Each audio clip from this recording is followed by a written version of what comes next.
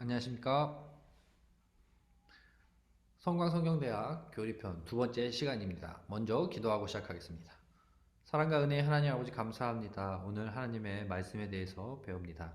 성경에 대해서 배웁니다. 하나님 잘 이해할 수 있게 하여 주시고 잘 깨달을 수 있는 지혜도 허락하여 주시고 또 피곤치 않는 우리에게 또 체력도 허락하여 주시옵소서. 오늘 말씀을 통해서 하나님 말씀에 대해서 깨닫고 또 어떻게 말씀대로 살아갈지 또 생각하며 고민하는 우리 모두가 되게 하여 주시옵소서. 예수 그리스도의 이름으로 기도합니다. 아멘. 네, 한 주간 잘 지내셨나요? 지난주는 우리가 하나님에 대해서 배웠고 했습니다. 먼저 시작하기 전에 한번 지난주 했었던 걸 한번 살펴보도록 하겠습니다. 왜 교리 공부를 해야 하는가? 쉽게 말하면 교리 공부는 중요하기 때문입니다. 그렇죠? 교리는 중요하다.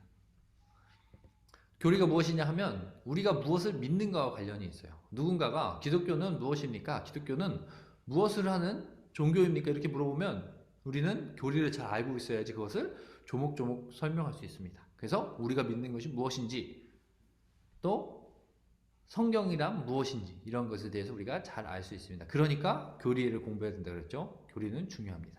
그리고 교리를 잘 알면 이단에 빠지지 않는다고 했어요. 우리가 알고 있는 것을 우리가 잘 기억하고 있으면 다른 사람이 와서 다른 이야기를 하고 헷갈리게 하더라도 우리는 중심을 잡고 이단에 빠지지 않을 수가 있습니다. 그래서 교리는 중요합니다. 근데 교리 공부가 어려워요.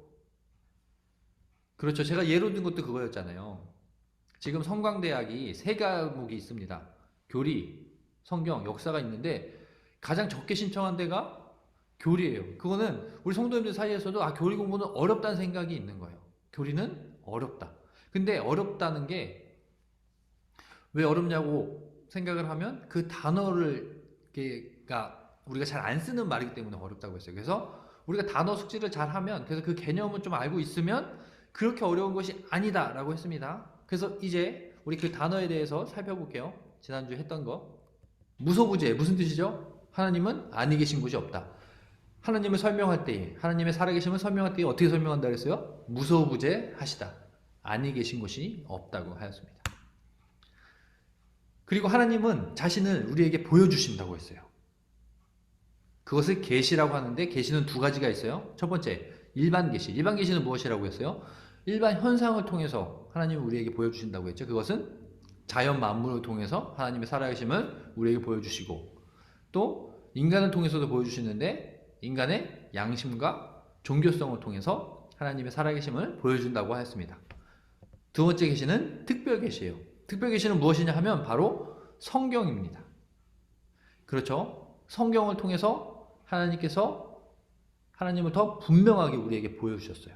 또 특별 계시가 왜 특별 계시냐? 특별 계시를 통해서만 사람이 구원에 이를 수 있다고 그랬죠. 그래서 특별 계시는 성경인데 성경을 통해서만 구원에 이를 수 있다. 그래서 특별이라고 하였습니다.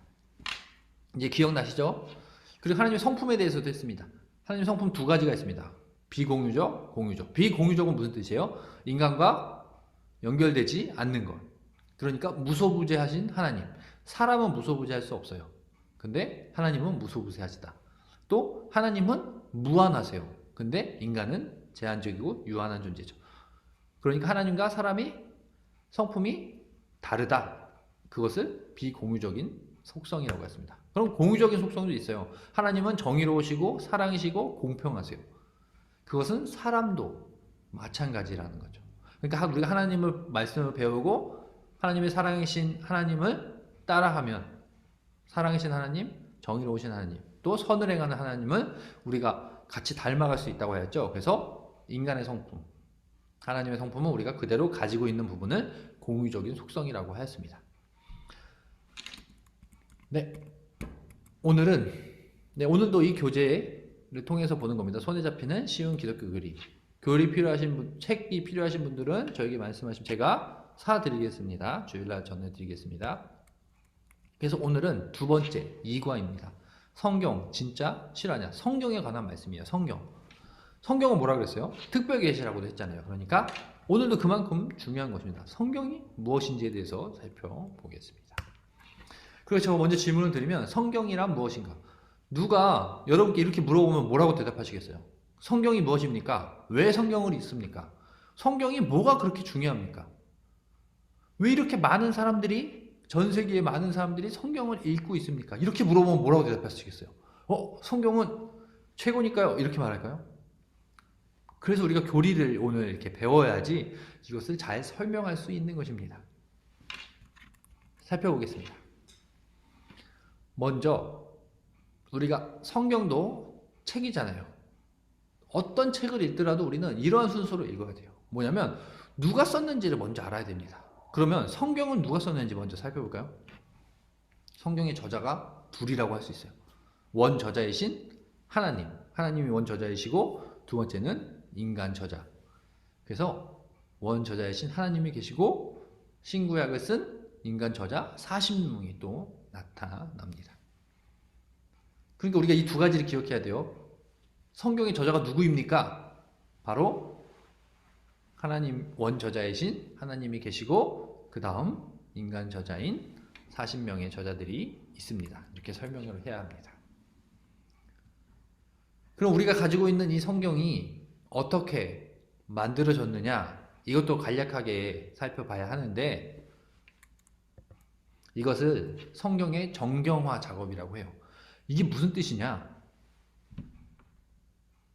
보면 1번 신약이에요. 신약 성경이 27권이잖아요. 27권이 397년 카르타고 공의회를 통해서 이렇게 만들어진 거예요.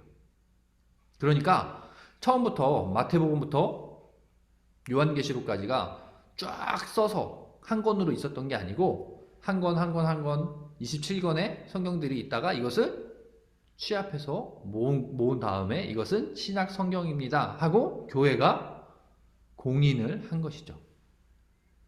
이것을 정경화 작업이라고 해요. 이게 왜 중요하느냐? 당시 많은 사람들이 신약 같은 경우에도 예수님에 대해서 적었어요. 근데 그것을 다 성경으로 담지 않았다는 겁니다. 내용을 읽어보고 제할 건 제하고 하나님의 말씀으로 받아들일 수 있는 것들, 그것을 회의를 통해서 취합한 거죠. 그래서 신약성경, 우리가 가지고 있는 신약성경이 397년에 구약은 419년 카르타고 공의회를 통해서 정경화 작업이 되었습니다. 그래서 우리가 지금 66권의 성경을 가지고 있는 겁니다. 성경에 관련된 것이 많이 적혀져 있었어요. 근데 정말 하나님의 말씀으로 인정할 수 있는 것을 취합해서 우리가 지금 가지고 있는 것이죠. 이것을 정경화 작업이라고 합니다. 그러니까 우리가 지금 가지고 있는 성경이 언제 만들어졌냐 하면 이렇게 설명하시면 돼요. 두 번의 회의를 통해서 신약은 397년에, 구약은 419년에 이렇게 모아져서 성경으로 인정하고 교회가 읽고 있습니다. 이것이 정경화 작업입니다. 이렇게 설명하면 됩니다. 그렇다면 성경의 모든 책에는 목적이 있죠. 그럼 성경의 목적은 무엇이냐? 요한복음 20장 31절의 말씀을 가지고 왔어요. 읽어볼까요? 시작. 오직 이것을 기록함은 너희로 예수께서 하나님의 아들 그리스도이심을 믿게 하려 함이요 또 너희로 믿고 그 이름을 힘입어 생명을 얻게 하려 함이라. 목적이 두 가지로 나타나죠. 첫 번째는 예수님이 하나님의 아들 그리스도임을 믿게 하려고 한다고 합니다. 믿게 하기 위해서. 두 번째는 예수님을 믿고 생명을 얻게 하기 위해서라고 합니다. 그러니까 성경을 쓴 목적은 바로 이것입니다. 사실 이것은 엄밀히 보면 요한복음의 목적이기도 하지만 요한복음도 하나님의 말씀으로 우리가 더 크게 보면 전체적인 맥락에서 보면 성경이 기록된 목적은 예수님을 믿고 하나님의 아들이심을 예수님을 믿게 하려고, 두 번째는 예수님을 통해서 믿지 않는 자들이 생명을 얻게 하기 위해서 쓴 것. 그러니까 성경의 목적은 바로 이것입니다. 많은 사람들에게 생명을 주기 위해서, 예수님을 통한 생명을 주기 위해서 성경을 쓴 것이죠. 그래서 성경의 목적하면 요한복음 20장 31절을 기억해야 합니다. 그렇다면 성경의 핵심, 제가 그림으로만 준비했어요. 기억하기 좋게. 성경의 핵심은 바로 사랑입니다. 사랑. 그러니까 만약에 성경의 이 66권을 이렇게 딱 합쳐서 이렇게 짜내면 그 엑기스, 라고 말할 수 있을까요? 핵심, 그것이 뭐냐 하면 바로 사랑이라는 거죠. 하나님은 사랑이시다. 하나님이 사랑이심을 믿는 너희는 하나님을 사랑하고 이웃을 사랑해라. 핵심은 이 말씀인 거죠. 또 예수님이 이 땅에 오셔서 우리를 구원하신 것, 이것도 다 하나님의 사랑의 행동이죠. 그러니까 성경의 핵심은 정말 한 단어로만 말한다면 성경은 사랑을 이야기하고 있습니다. 그럼 이제부터 오늘 이 책에 나타난 성경에 대해서 살펴볼 텐데, 오늘도 교리적으로 살펴보는 거예요. 교리적으로. 기독교 원리적으로 살펴보는 겁니다. 먼저 첫 번째는 성경에 대해서 살펴보려고 해요. 생각해 보려고 해요. 성경 하면 사람들이 어떤 생각을 가지고 있을까? 한 3가지 정도로 나타난다는 겁니다. 3가지. 그게 무엇이냐?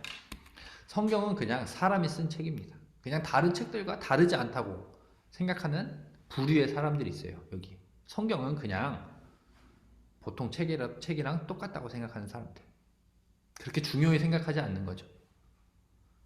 두 번째는 성경은 그래도 중요하다고 생각하는 사람들이 있어요. 왜 그러냐면 성경을 역사적으로 보니까 이렇게 몇천 년 동안 이어져서 기독교의 경전으로 쓰이는 것을 보니까 성경은 그냥 사람들이 중요하게 생각하나 보다. 또 기독교 국가들이 있잖아요. 미국 같은 나라. 미국은 대통령 취임식을 하면 어디다 놓고 선서를 합니까? 보면 성경책 위에 손을 얹어놓고 나는 이제 미국의 대통령으로 이 일을 감당하겠습니다. 이러한 행사를 합니다.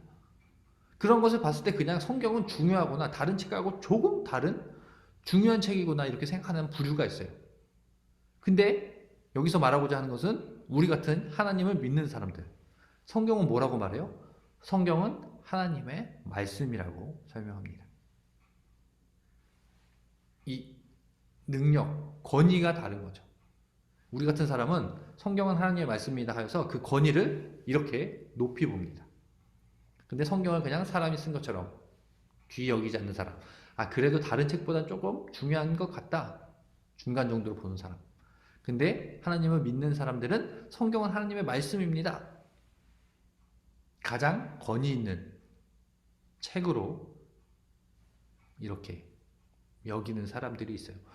오늘은 또 우리는 성경을 뭐라고 이해합니까? 성경은 하나님의 말씀이라고 생각하잖아요. 그래서 성경이 어떻게 하나님의 말씀인지, 어떻게 그러한 권위를 가지고 있는지 이것을 설명할 거예요. 그러면 성경이 어떻게 하나님의 말씀인지, 어떻게 그러한 권위가 있는지 이것을 하나하나 살펴보려고 해요. 그래서 사실 성경에 권위가 있다는 것은 중요합니다. 사실 성경의 권위가 무엇이냐, 무슨 뜻이냐 하면 성경은 하나님의 말씀이라는 거예요. 성경이 권위 있는 이유는 성경이 하나님의 말씀이기 때문이죠. 하나님의 말씀이기 때문에 성경은 다른 책들과 다른 가장 권위 있는 책이라고 말할 수 있는 거죠. 그래서 오늘 성경이 어떻게 이렇게 권위가 있는지를 설명할 겁니다. 사실 그것이 가장 중요합니다. 성경이 무엇이냐고 했을 때 성경은 하나님의 말씀입니다. 이렇게 이야기하는 게 좋거든요. 근데 어떻게 해서 성경이 하나님의 말씀이라고 설명할 수 있는가를 이제 하나하나 살펴보려고 합니다. 그러니까 먼저는 누가 성경은 무엇입니까? 물으면 성경은 하나님의 말씀입니다 라고 설명하는 거예요. 살펴보겠습니다. 성경 말씀을 가지고 이해해 볼게요. 베드로후서 1장 21절 함께 읽겠습니다. 시작. 예언은 언제든지 사람의 뜻으로 낸 것이 아니요 오직 성령의 감동하심을 받은 사람들이 하나님께 받아 말한 것입니다. 여기서 예언은 성경으로 이해할 수도 있어요. 예언이 뭐라고 설명하는 거예요? 성경이 뭐라고 설명하는 거예요? 성경은 성령의 감동하심을 받은 사람들이 하나님으로부터 받아 말한 것이래요.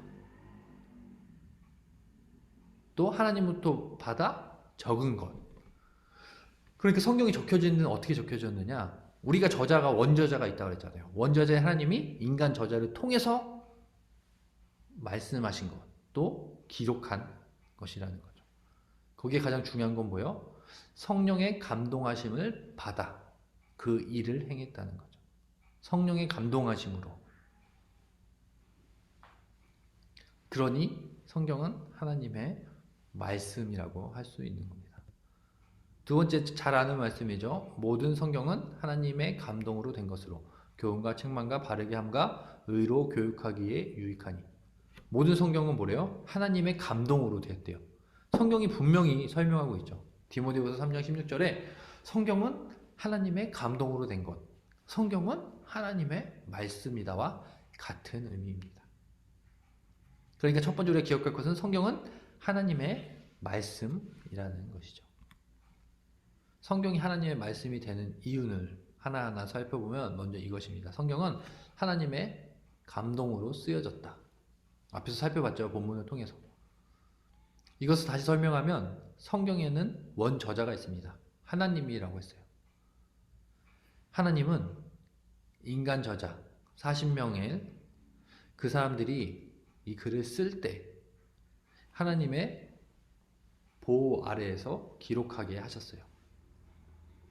그래서 성경은 오랜 시간 동안 많은 저자를 통해서 적혀졌어요. 몇천 년에 걸쳐서. 그래서 쓰여진 시간이 다 다릅니다. 쓰여진 환경도 다르고 쓰여진 사람도 달라요. 근데 통일된 주제를 가지고 있습니다. 이것으로 반대로 설명을 하는 거예요. 어떻게 그럴 수가 있느냐? 이렇게 오랜 시간 동안에 다른 사람을 통해서 다른 환경에서 적혀졌는데 어떻게 이렇게 통일된 주제를 가지고 있느냐? 그것은 하나님이 원저자이기 때문에 성경의 원저자이신 하나님께서 감동을 주셔서 그 사람들이 쓰여지게 했다는 것이죠. 그러니까 성경은 하나님의 말씀이다. 이러한 권위가 있다고 설명하는 겁니다. 두 번째는 성경은 스스로 증거하는 책이다. 스스로 성경의 권위를 보여주고 있어요. 그래서 보면 성경의 권위는 성경이 이야기한다는 겁니다. 성경이 하나님의 말씀임을 성경이 이야기한다는 거예요. 많은 본문들이 있어요. 그 본문들을 통해서 보면 성경이 하나님의 말씀입니다를 알 수 있습니다. 한 가지 예로 예수님께서도 그 성경을 인정하세요. 예수님은 성경에 관해 몇 가지 중요한 말씀을 하셨어요. 예수님은 자신이 모든 성경의 주제라고도 말씀하셨고 또 모든 성경을 성취하기 위해서 이곳에 이 땅에 오셨다고 했습니다. 모든 말씀이 성취되는 것, 성경을 예수님께서 인정하신 거죠. 하나님의 말씀으로. 그러니까 성경이 성경됨을 인정한다는 것입니다. 세 번째 중요한 것은 성경에 권위 있는 이유는 성경은 무오합니다. 성경은 오류가 없습니다. 그러니까 권위 있는 책이겠죠. 다른 책과 다른. 그런데 여기서 우리는 깨달아야 할 것이 있어요. 알아야 될 것이 있어요. 성경에 오류가 없다는 게 무슨 의미인지를 알아야 합니다.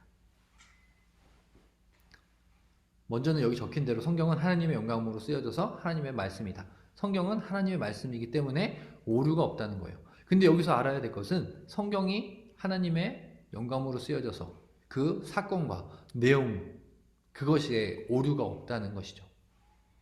근데 한 가지 잘못 생각하는 것은 그 한 글자 한 글자, 다시 말하면 성경, 한글 성경, 우리가 가지고 있는 이 한글 성경 한 글자 한 글자에 오류가 없다고 생각하는 것은 잘못된 것입니다. 왜 그러냐면 성경은 번역되어진, 우리가 가지고 있는 성경은 번역되어진 거예요. 원래는 헬라어로 적혀진 것이죠. 그 헬라어를 번역하는 과정에서 이 단어가 1번이라는 단어로 해석될 수도 있고 2번이라는 해석될 수도 있어요. 그것은 인정해야 된다는 겁니다. 그러나 그 성경에 나타난 모든 사건과 그 중요한 핵심과 그 내용들에는 오류가 없다는 거죠. 근데 이것을 이해 못하는 사람들이 있어요. 그들이 바로 신천지입니다. 신천지 교리를 보면 한글 성경을 가지고 설명을 하고 있어요. 그래서 거기 들어갔다 나온 사람들 이야기 들으면 그 사람들이 성경을 해석할 때 분명하다는 거예요. 논리적이라는 거예요. 그래서 누구나 들으면 다 빠질 수밖에 없대. 근데 그게 무슨 뜻이냐면 굉장히 어리석고 무식하다는 걸 드러내는 거예요.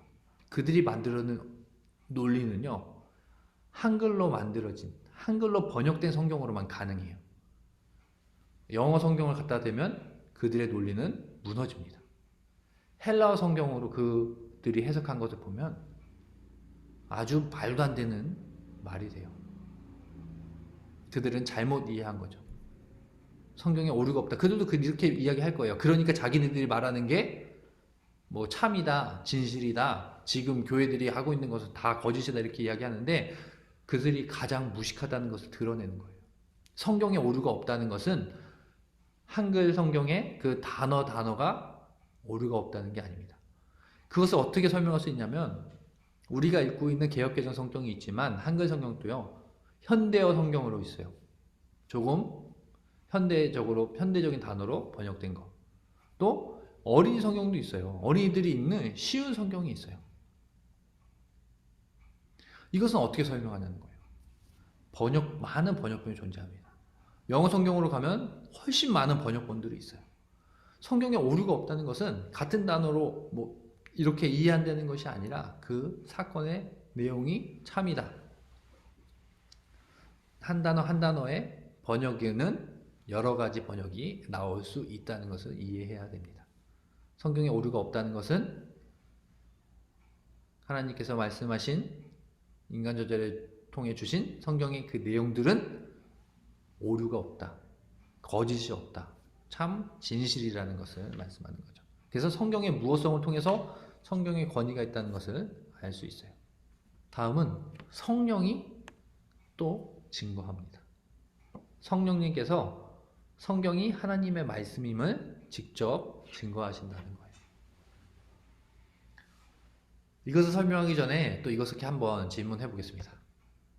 성경이 하나님의 말씀이라는 것을 우리가 믿지 않는 사람들에게 어떻게 알려줄 수 있을까요? 뭐 신천지 방법대로 무슨 자기들 말대로 뭐 논리적으로 설명을 할까요? 아니면은 아주 똑똑한 사람, 아주 위대한 사람이 와서 성경은 하나님의 말씀이라고 믿으라고 하면 사람들이 믿을까요? 성경을 잘 설명하면 믿을까요? 저처럼 이렇게 설명하는 것이 아니라 진짜 달변가, 똑똑한 사람이 와서 성경은 하나님의 말씀입니다. 이렇게 설명하면 사람들이 하나님의 말씀이라고 믿을까요? 생각해 봐야 되겠죠. 보면 오직 성경은 하나님의 감동으로 기록되었기 때문에 하나님의 감동, 또 성령님께서 함께 하셔야지 성경을 하나님의 말씀으로 받아들일 수 있다는 겁니다. 성령님을 통해서 성경이 하나님의 말씀으로 그러한 권위를 갖게 된다는 거죠.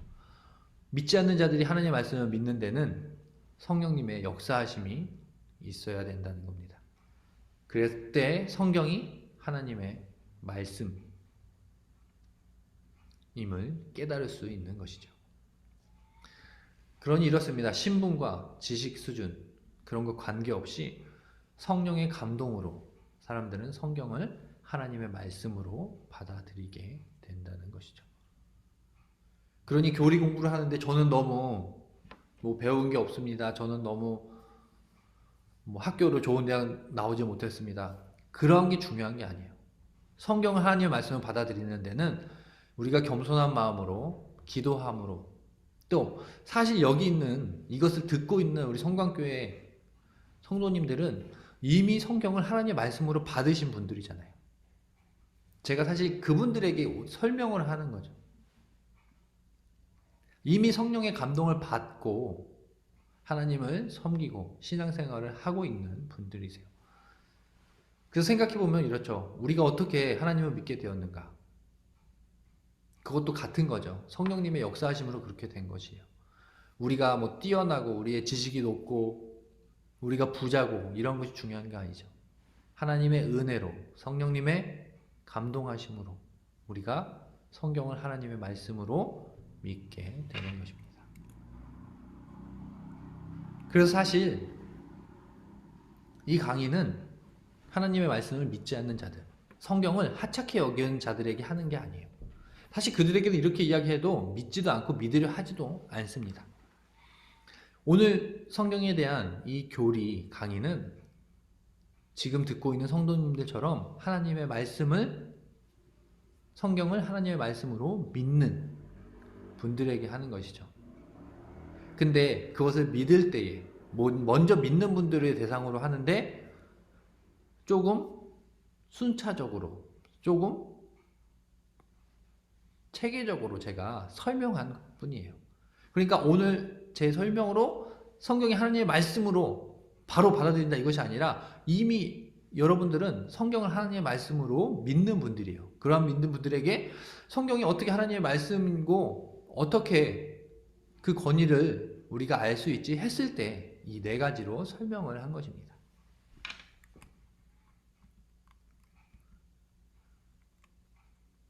그래서 마지막 이 부분 성령의 감동하심에 관련된 성경 구절도 한번 보겠습니다. 보면 이래요. 우리 주 예수 그리스도의 하나님 영광의 아버지께서 지혜와 계시의 영을 너희에게 주사 하나님을 알게 하시고. 에베소서 1장 17절 말씀입니다. 어떻게 하나님을 알게 한대요? 어떻게 성경이 하나님의 말씀임을 알게 한대요? 지혜와 계시의 영을 주셔서 알게 한다고 말씀하신 거죠. 성령님의 감동하심으로 성경을 깨닫게 되는 것이죠. 그래서 다시 한번 지금 들은 것을 생각해 보면 성경이란 무엇인가? 어떻게 설명하시겠어요? 누가 성경이란 무엇인가? 성경은 하나님의 말씀입니다. 그게 첫 번째 대답이에요. 어떻게 성경이 하나님의 말씀이 됩니까? 하면 우리 믿는 사람 가운데서는 이렇게 체계적으로 설명할 수 있다는 거죠. 첫 번째, 성경은 하나님의 말씀입니다. 성경은 하나님의 감동으로 쓰였습니다. 우리가 성경으로 살펴봤죠? 성경은 하나님의 감동으로 쓰여졌다고 말씀하고 있어요. 또 두 번째, 성경이 스스로 증거한다고 하였어요. 예수 그리스도도, 예수님께서도 성경을, 그 율법을 완성하러 오셨다고 하셨잖아요. 또 예수님께서 분명히 그 성경을 증거하셨어요. 그 내용들이 신약성경에 적혀져 있으니까 바로 성경이 스스로 하나님의 말씀임을 설명하고 있습니다. 그리고 성경은 또 무오하다고 했어요. 그러니까 하나님의 말씀이죠. 반대로 말하면 하나님의 말씀이기 때문에 무오한 거예요. 거짓이 없다는 거예요. 오류가 없다는 겁니다. 하나님의 말씀인데 오류가 있으면 그것이 하나님의 말씀이겠습니까? 그렇지 않죠. 하나님의 말씀은 그 사건과 모든 내용은 다 진실이고 오류가 없습니다. 또 마지막 중요한 것은 성경은 하나님의 말씀입니다. 성령님께서 함께 하시어 그 성경을 받아들이고 믿게 된다는 것도 기억해야 돼요. 이게 네 번째 증거이고 또 가장 중요하기도 합니다. 이것으로 하나님의 은혜를 또 알 수 있는 것이죠. 우리가 어떻게 하나님을 믿게 되었습니까? 하나님의 은혜로. 어떻게 성경이 하나님의 말씀임을 깨닫게 됩니까? 하나님의 은혜로 성령님께서 함께 하심으로. 이런 내용까지도 다 성경에 적혀져 있잖아요. 그러니까 우리가 성경은 중요하고 성경을 읽고 묵상하고 우리가 깨달으려고 노력해야 하는 것이죠. 그러니 누군가 묻는다면 성경은 하나님의 말씀입니다.